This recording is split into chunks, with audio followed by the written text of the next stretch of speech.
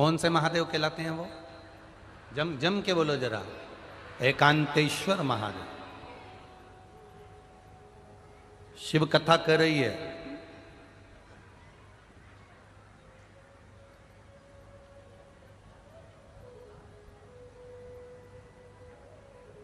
ऐसे एकांत का जो शिवलिंग होता है, एकांत में कहीं भगवान शंकर विराजमान होते हैं, वहां कुछ देर बैठेंगे।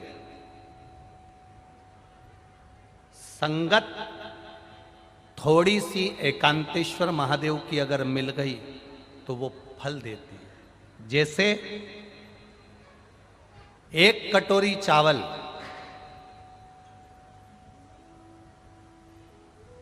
और उस चावल ने अगर पानी का संग कर लिया, अग्नि का संग कर लिया, चावल पानी से जुड़ गया और पानी ने कहा चल मैं तुझे अग्नि का संग करा देता हूं, उसी चावल ने पानी के साथ मिलकर अग्नि का संग कर लिया।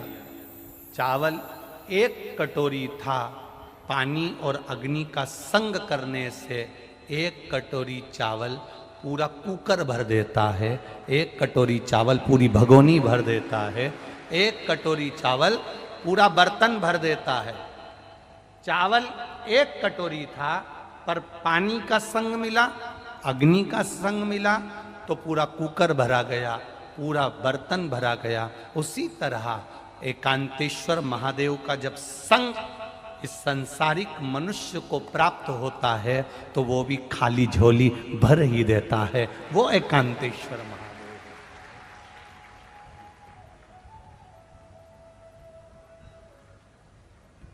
अब एकांत में शिवलिंग, मार्कंडू जी ने भगवान का भजन किया, मांगा मेरे बाबा दया करना, मैं तेरे भरोसे हूं। दोनों रिपोर्ट लगाई उन्होंने, अपनी जांच की 2 रिपोर्ट लगाई। एक जिसमें गांठ बताई है, मुंबई में जाकर जहां चेक कराया गया, बॉम्बे में जाकर 15 दिन हॉस्पिटल में ऑपरेशन का कहा गया, और एक रुद्राक्ष का जल शिव तत्व की प्राप्ति करा दी, वो घड़ी की।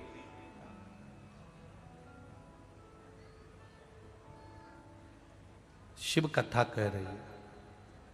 विश्वास के साथ मांगा गया, विश्वास के साथ किया गया भजन, खाली नहीं जाए। प्रतिदिन शिव मंदिर तक अगर आप जा रहे हो, प्रतिदिन देवाधिदेव महादेव के शिवालय तक आप जा रहे हो, प्रतिदिन 1 लोटा जल शिव को चढ़ा रहे हो, ये मत सोचना कि महादेव तुमको अब भी की अब भी दे देंगे। हो सकता है फाइल थोड़ी सी मोटी हो तो काटने में समय लग रहा होगा, पर खाली नहीं रखेगा, झोली भरकर जरूर भेजेगा, ये निश्चित है, निश्चित। इतने लाखों की संख्या में आप इस ग्राउंड के अंदर आए हो,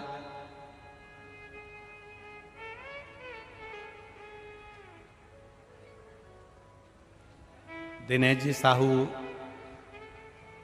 छुरिया वाले, उनसे बात हो रही थी तो कह रहे थे विनोद सिंह जी ने बहुत मेहनत करी है, गुरुजी पांडे जी ने और विनोद जी ने बहुत पंडाल की व्यवस्था करी गई है। 2 दिन तक पंडाल बढ़ाने की जरूरत नहीं पड़ेगी, पर पहले दिन ही आसार खत्म हो गए और इतनी भक्तों की भीड़, जितने नीचे बैठे हैं उससे दुगने आसपास खड़े हैं और बाहर बैठे हैं। ये शिव तत्व। खाली नहीं जाओगे, तुम्हारा विश्वास भोलेनाथ जी डिगने नहीं देगा। आप आए हो उसके भरोसे तो खाली नहीं भेजेगा। तुमने जितना विश्वास रखकर कथा सुनी है, उतना विश्वास रखकर 7 दिन की कथा है, 7 दिन 2 बजे से 5 बजे तक, भरचक गर्मी भी पड़ेगी, बैसाख का महीना भी है, तुम दान भी कर रहे हो, पुण्य भी कर रहे हो, किसी को 1 गिलास पानी भी पिला रहे हो और कथा का तत्व ग्रहण कर रहे हो, खाली नहीं जाए।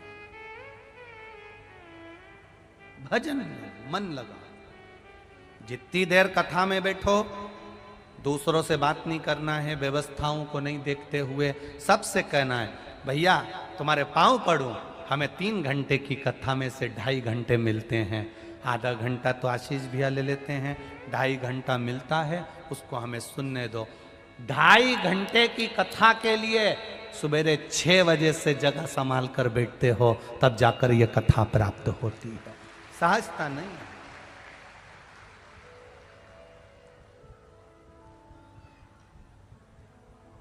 भजन में चित्त लगाओ, जितनी देर बैठो उतनी देर तुम्हारे मुख पर श्री शिवाय नमस्ते,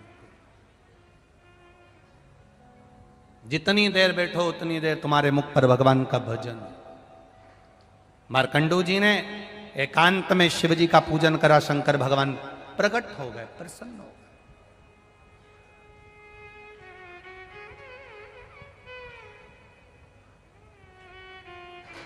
हमसे लोग कहते हैं कुबेरेश्वर धाम की इतनी महत्वता क्यों है, वहां तो अभी शंकर जी भी नहीं, कंकर शंकर है। हम उनसे कहते हैं वो एकांतेश्वर भी है, अगर वो कुबेरेश्वर है तो एकांतेश्वर भी है। सीहोर में 108 शिवालय होंगे, पर सीहोर से 10 किलोमीटर की दूरी पर जहां जंगल था, आज भले लोगों ने मत दुकान सब बना लिया, पर वो जंगल था, उस जंगल में वो अकेला बैठता था, कंकर शंकर के रूप में बैठता था करने के लिए। 10 साल बाद दी उसको, थोड़ा सा ऊंचा कर दो एक बार, हर हर महादेव। बैठिए बैठिए, ये शिव तत्व है। जब सारी आस समाप्त हो जाए, जब सब दूर से आस छूट जाए, तब मेरे बाबा दया करना, मैं तेरे भरोसे हूँ, मैं तेरे भरोसे हूँ। आता है आप लोगों को? जरा एक बार जम के बोलिएगा, मेरे बाबा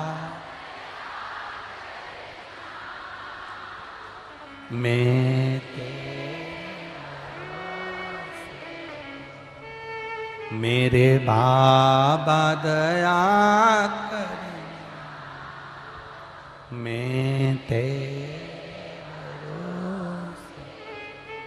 ना घर के भरोसे, ना परिवार के भरोसे, उसके सहारे जी, हम उसके बल पर जी।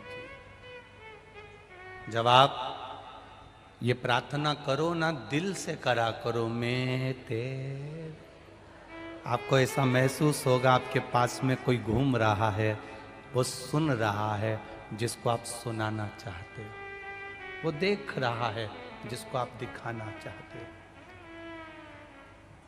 वो कर रहा है, पूरी व्यवस्था वो कर रहा है। महाराज मार्कंडे जी 10 वर्ष के हो गए, पिता मार्कंडू जी ने कह दिया अब ये मरने वाला है, माता पिता के सामने मरेगा तो अच्छा नहीं लगेगा। माँ की स्थिति क्या होती है, पिता की स्थिति क्या होती है, ये माता पिता ही जानते हैं। कुंवारी अवस्था में अगर कोई बच्चा मरता है, माता पिता के सामने कोई प्राण छोड़ देता है, उस माता पिता से पूछो उसकी हालत क्या होती है। चले जाएगा। कहा बच्चे को एक ही चीज सिखाई, सबके चरणों को प्रणाम करना सीख जाओ। जब सबके चरणों को प्रणाम करना सीख जाओगे तो अपनी जिंदगी अपने आप सार्थक हो जाएगी। क्या मिलता है प्रणाम करने से, क्या मिलता है नमन करने से, क्या मिलता है? भगवान के चरणों को प्रणाम करो, माता पिता के चरणों को प्रणाम करो, घर के बड़ों को प्रणाम करो, घर के बुजुर्गों को प्रणाम करो। घर के ही नहीं, बाहर का कोई मिल जाए उसको भी नमन करिए, श्री शिवाय नमस्तुभ्यम कहते हुए, प्रणाम करते हुए चलिए। क्या मिलेगा? अगर कुछ नहीं मिलेगा तो मुख से आशीर्वाद तो दे देगा। प्रणाम, कोई नीचे झुककर तुम्हें प्रणाम कर रहा है, कितना भी बेर हो, कितना भी विवाद हो, प्रणाम करने वाले को कोई गाली नहीं देता। प्रणाम करने वाले को अगर कुछ नहीं देगा तो हाथ सिर पर रख देगा, वो भी नहीं करेगा तो उठा देगा, वो भी नहीं करेगा तो उसको देख तो लेगा, उतने में भी उसका कल्याण निश्चित हो जाता है। प्रणाम की शुद्धता। करो प्रणाम। मार्कंडे जी को सिखा दिया, प्रणाम करना प्रारंभ करा मार्कंडे जी ने। जो मिले उसको नमन, जो मिले उसको प्रणाम। एक बार देवऋषि नारद आ रहे थे, मार्कंडे जी ने उनको देख लिया। देखते से ही उन्होंने कहा श्रीमन नारायण।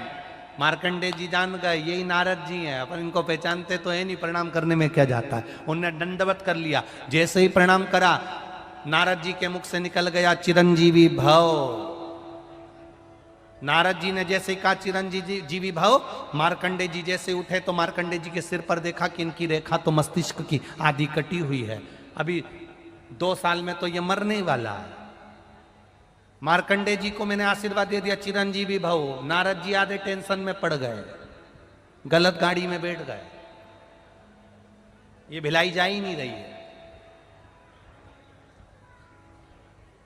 जाना था भिलाई, पहुंच गए राजनांदगांव, गलत गाड़ी में बैठ गए।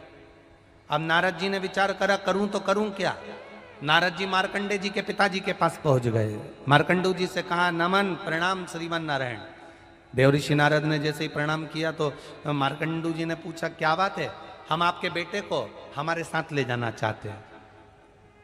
मार्कंडू जी ने विचार करा बेटा मरने वाला तो है, अच्छा है माता पिता से दूर हो जाएगा, प्राण भी छूटेंगे तो दूर छूटेंगे, ले जाओ इसको ले जाओ। अब जो जाने ही वाला है उसको लेकर जा रहा हूं, चले जाओ। अच्छा देवऋषि नारद ले जा क्यों रहे हैं? देवऋषि नारद को क्या पड़ी कि इसको लेकर जा रहे हैं? उनको ले जाने का केवल एक ही कारण है, अब मैंने आशीर्वाद दे दिया चिरंजीवी भव। ये आशीर्वाद किसी ना किसी के माथे लुढ़काना पड़ेगा। बहुत चतुर होते हैं नारद जी, बहुत चतुर। अब ये इनको ले गए देवऋषि नारद मार्कंडे जी को। सबसे पहले पहुंच गए देवताओं के पास, सारे देवताओं के पास गए। अब इनकी तो आदत में थी मार्कंडे जी के दंडवत करना। इन्होंने जितने देवताओं के यहाँ जाए वहीं झुक के दंडवत कर दें। देवता इतने खुश, चिरंजीवी भव, चिरंजीवी भव। देवऋषि नारद इतने खुश, गाड़ी चेंज। अब अपनी गाड़ी में ये है ही नहीं, अब तो ये दूसरे की गाड़ी में बैठ गए। देवऋषि नारद इनको इंद्र के पास ले गए। इंद्र ने आशीर्वाद दे दिया चिरंजीवी भव। देवऋषि नारद बोले बहुत बढ़िया महाराज, क्या कहने तुम्हारे, 2 साल में मरने वाला। इंद्र ने नारद जी के चरण पकड़ लिए, तुम्हारे पांव पड़ूं, आशीर्वाद मेरा गड़बड़ हो गया, कुछ मेरे ऊपर कृपा कर दो। देवऋषि नारद बोले हम भी ऐसे ही फंसे थे जैसे तुम फंसे हो, अब तुम जानो। देवऋषि नारद ने जैसे कहा तो इंद्र मार्कंडे जी को पकड़कर ब्रह्मा जी के पास ले गए। ब्रह्मा जी के चरणों में जैसे ही मार्कंडे जी ने दंडवत करी तो ब्रह्मा जी ने आशीर्वाद दे दिया चिरंजीवी भव। इंद्र बोले अब हम जा रहे हैं। ब्रह्मा जी ने पूछा क्यों? ये बच्चा 2 साल में मरने वाला है, हम गलत गाड़ी में बैठ गए थे, अब तुम निपटो। अब ब्रह्मा जी चिंता में पड़ गए, हम ही ने तो भाग्य लिखा है इसका कि ये 12 साल में मर जाएगा, केवल 2 साल बचे थे, अब तो 1.5 बचे घूमते फिरते यहां आया।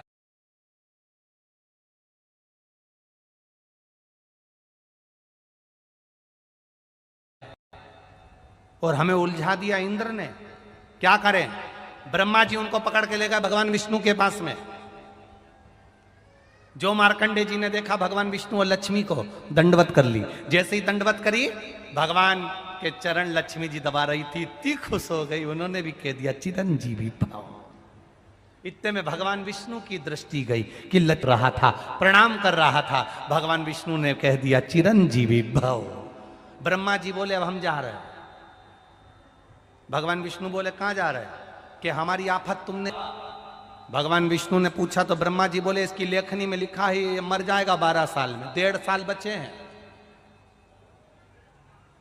भगवान विष्णु ने लक्ष्मी जी से कहा तू हर किसी को आशीर्वाद दे देती है। लक्ष्मी जी बोली मेरे से गलती हो गई थी, तुमने काहे को गलती करी? तुम तो चतुर थे, तुम्हारा नाम चतुर नारायण है, फिर काहे को आशीर्वाद दिया? भगवान विष्णु ने मन में सोचा अब क्या करे। भगवान विष्णु बोले सारे देवताओं के लिखे को पलटने वाला तो केवल एक ही है और वो देव अधिदेव महादेव है। भगवान विष्णु ने मार्कंडे जी का हाथ पकड़ा, जंगल में ले जाकर बिठा दिया। जंगल में ले जाकर बिठाकर कहा कि यहां पर एक शिवलिंग लेकर स्थापना कर ले, पूजन करना प्रारंभ कर दे। एक बड़ा सा पत्थर उठाकर लेकर आ गए शिवलिंग की आकृति का और रख लिया और उसकी आराधना करना प्रारंभ करी। जल चढ़ाए, बेलपत्री चढ़ाए, पत्ती चढ़ाए, फूल चढ़ाए। भगवान विष्णु चले गए, अकेला शिवलिंग और अकेला मार्कंडे पूजन में ऐसा लीन हो गए, एकांतेश्वर महादेव की भक्ति में ऐसे लीन हो गए, ऐसे लीन हो गए। बार बार भगवान विष्णु लक्ष्मी जी को भेजते, देख के आ महादेव आए कि नहीं आए, क्या भी नहीं आए, नहीं आए। मरने में केवल 2 दिन बाकी थे। यमराज ने अपनी सेना तैयार करी, मरने में 2 दिन बाकी थे। 2 दिन पूरे हो चले, 2 घंटे बाकी थे, 2 घंटे पूरे हो चले, 2 मिनट बाकी थे, 2 मिनट पूरे हो चले और शंकर भगवान का शिवलिंग मार्कंडे जी पकड़े थे। 2 सेकंड में यमदूत नीचे आ रहे थे यमराज के साथ। इतनी देर में महादेव प्रकट होकर कहते हैं मेरा बच्चा कहीं नहीं जा सकता।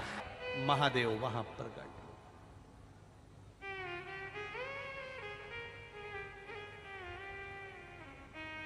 जिनकी पत्रिका देखकर, जिनके ज्योतिषाचार्य ब्राह्मण विद्वान भूदेव, जिनको दुनिया के लोग कह दें कि तेरी आयु कम है, उसे एकांत में शंकर जी का मंत्र जपना चाहिए। अगर शिवलिंग की पूजन भी नहीं कर सको तो एकांत में श्री शिवाय नमस्तुभ्यम जपना चाहिए। वो भी ना बन सके तो नमः शिवाय जपना चाहिए। वो भी ना बन सके तो पंचाक्षर मंत्र, षडाक्षर मंत्र ओम नमः शिवाय जपना चाहिए। एकांत, और जितना एकांत में बैठकर जपोगे वो उतना मिलेगा। हम क्यों कहते हैं कथा सुनने बैठो, अपने पहचान वालों के पास कभी मत बैठो। जितने पहचान वालों के पास बैठोगे महाराज कोई भी अच्छी बात कहेगा तुम तुरंत बात करने में लग जाओगे। और जब भी कथा सुनने बैठो जिससे तुम्हारी अच्छी नी बने, जिससे तुम्हारी नी पटे, उसके पास बैठो। क्यों? कोई भी अच्छी बात आएगी ना, जरा सा भी तेरा पांव उसके ऊपर रखा है ये सदेगी ना धर के, दूसरी बार तुम खुद फिर धीरे से अच्छे से बैठ जाओगे एकदम शांत। तुम्हें मालूम है ये बाजू में बैठी इससे अपनी अच्छी बनती नहीं। इसीलिए तो पूजन करने बिठाते हैं तो पति पत्नी को साथ बिठाते हैं, क्योंकि इन दोनों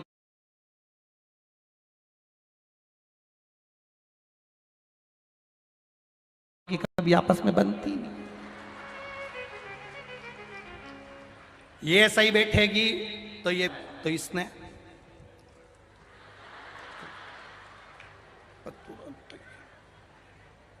और इसका ध्यान कहीं गया, आधा किलो दूध लिया, झाड़ू लगाते लगाते वहां तक लिया, इतने में पति ने। इसीलिए इन दोनों को बिल्कुल साथ में बिठाते, इंडिया और पाकिस्तान को एक साथ, दोनों को बिठा, दोनों इनका साझ। अच्छा, भगवान की बड़ी कृपा है पति पत्नी पर भी। ये आपस में प्रेम रहे तो इतना रहे, इतना रहे, इतना रहे कि एक पानी पूरी को आधा आधा खा ले, इतना प्रेम है। और आपस में प्रेम नी रहे तब देखो इन्हें पिज्जा भी अलग अलग चाहिए। कुछ प्रेम वाली बात है।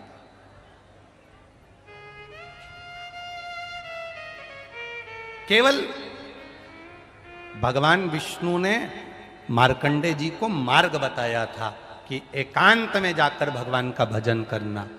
ये शिव महापुराण की कथा जो भिलाई में हो रही है और आप लोग आस्था चैनल पर सुन रहे हो 2 बजे से 5 बजे तक, सबको सूचना कर दो कि एकांत में पूजन करने का क्या फल होता है। मालूम पड़ना चाहिए कि भगवान विष्णु ने मार्ग बताया था मार्कंडे जी को, तो मार्कंडे जी उस मार्ग पर चले तो उनकी उम्र बढ़ गई। जो शिव महापुराण के बताए हुए मार्ग पर चलता है उसकी भी जिंदगी सफल हो जाती है। ये शिव, इसको शिव तत्व। देवराज नाम का ब्राह्मण, जो देवराज नाम का ब्राह्मण है, गलत संग पाकर चोरी करता और वो चोरी का धन लेकर आता। चोरी का धन, चोरी के धन। मेरा कार्यकर्ताओं से निवेदन है, जितने भी कार्यकर्ता बाउंसर या आयोजक समिति के जितने भी सदस्य रहते हैं, उनसे एक निवेदन आज पहले दिन ही हम कर रहे हैं कि भक्त लोग कथा सुनने के लिए नीचे बैठे रहते हैं और आप लोग रास्ते में खड़े रहते हो। ऐसे कई लोग हैं जिनको दर्शन नहीं हो पाता। आप लोगों से केवल इतना सा निवेदन रहेगा, जैसे जहां भी कोई कार्यकर्ता, जब जरूरत पड़े आप तुरंत खड़े हो जाया करो, मना नहीं है। पर और एक चीज हमने यहाँ पर देखी, कई जगह पंडालों में पुलिस अंदर खड़ी रहती है, परंतु हमने यहाँ की व्यवस्था, आदरणीय एसपी महोदय, कलेक्टर महोदय को धन्यवाद देंगे, जो पुलिस भी एक साइड खड़े होकर व्यवस्था संभाल। पीछे वालों को तकलीफ नहीं होगी तो ये कुछ भी नहीं बोलेंगे, आराम से कथा का रसतत्व ग्रहण करेंगे। हमारा कैमरे वालों से भी निवेदन है, जब तक तुम्हारा कैमरा चले तुम चलाओ, मना नहीं, पर बीच बीच में इनको आकर कोई फालतू के लोग तकलीफ ना दें, जिससे किसी भी श्रोता भाई बहन को कोई कष्ट ना हो। एक अकेला व्यक्ति खड़ा होता है, उसके पीछे 10 लोग बैठे रहते हैं, उनको दर्शन नहीं हो पाता, तकलीफ होती है, उनको कष्ट होता है। आप कथा में आए हो, आराम से व्यवस्था करें। और मुझे विश्वास है इस व्यासपीठ की बात को विनोद सिंह जी और आदरणीय पांडे जी इस बात को स्वीकार करेंगे और कार्यकर्ताओं से निवेदन करेंगे। कितनी प्रभु की कृपा है। मैं भिलाई के दुर्ग के एसपी महोदय को भी बहुत बहुत धन्यवाद देना चाहूँगा, जो उन्होंने इस कार्यक्रम के पहले कई चोरों ने अपनी अपनी व्यवस्था जुटा कर रखी थी। जैसे पानी बेचने वाले पानी की व्यवस्था रखते हैं, कुरकुरा बेचने वाला कुरकुरा की व्यवस्था रखता है। चोरों ने अपनी व्यवस्था करके रखी थी कि अपन को कितनी चोरी करना है, पर यहाँ के एसपी महोदय और पुलिस प्रशासन ने जो चोरों के ग्रुप को पकड़ा, उसके लिए धन्यवाद देता हूँ। संपूर्ण पुलिस प्रशासन को और छत्तीसगढ़ प्रदेश की इस पुलिस व्यवस्था को मैं साधुवाद देना चाहूंगा। बहुत बहुत साधुवाद है आपको, बहुत बहुत साधुवाद। एक बार जोरदार ताली बजा, बहुत साधुवाद। ये शिव तत्व है।